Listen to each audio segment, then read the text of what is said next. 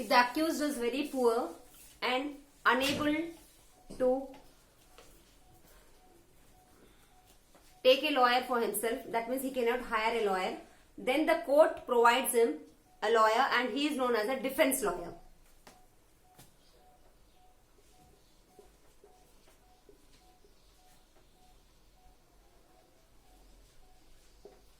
He is a defense lawyer. That means a lawyer or prosecutor given by the court, he is known as a defense lawyer.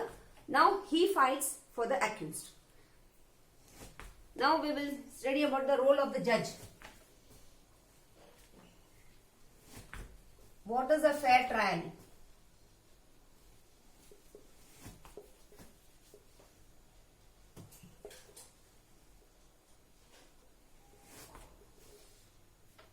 What is a fair trial? Supposing any accused person or the criminal, where the judgment, nobody is found guilty. Supposing any case is filed and no person is found guilty there. Now it is the duty of the prosecutor to see that the case should continue and prove the guilty. Now the judge will listen to both the parties, the defense lawyer party and the other one, and then gives the fair judgment. Means nobody is found guilty, but still both the parties they stand there and they give their witnesses and they prove themselves, and at last the judgment is given by the judge. This is the fair trial. So students, we have completed the lesson. We have seen the administrative structure of the police of the particular state. State is divided in district, and it is headed by the SP, Superintendent of Police. Then these districts are divided in 5 or 6 circles, and each circle is handled over by the DSP, that is Deputy Superintendent. Each circle is divided into 10 police stations, and under each police station there is an Inspector of Police.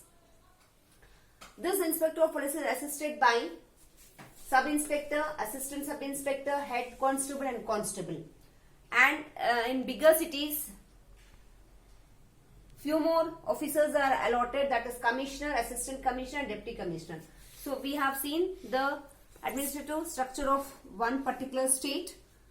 There are so many officers allotted here. We can see so many police officials are allotted in a single state. Then we have studied about the public prosecutor, role of the public prosecutor. Then here it is the duty of the lawyer or to give the fair judgment to the accused or to the person who is a crime person. And supposing the crime person is very poor, he cannot afford or he cannot hire a judge, then the court provides him a judge and he is known as a defense lawyer. Now and it is the duty of the judge to give fair judgment to the accused person after listening to both the. Now we will see what is a fair trial. Fair trial is given to both the parties, supposing no person is found guilty. Then the fair trial is given to both the parties, it is the duty of the judge that he listens to both the parties and the witnesses, evidences, everything, and then he gives the judgment. And supposing the person or who has filed the case is not satisfied with the judgment of the judge of lower courts, then he can go to other court, higher court, that is High Court, and even from there, if he is not satisfied with the judgment of the High Court, then he can go to Supreme Court.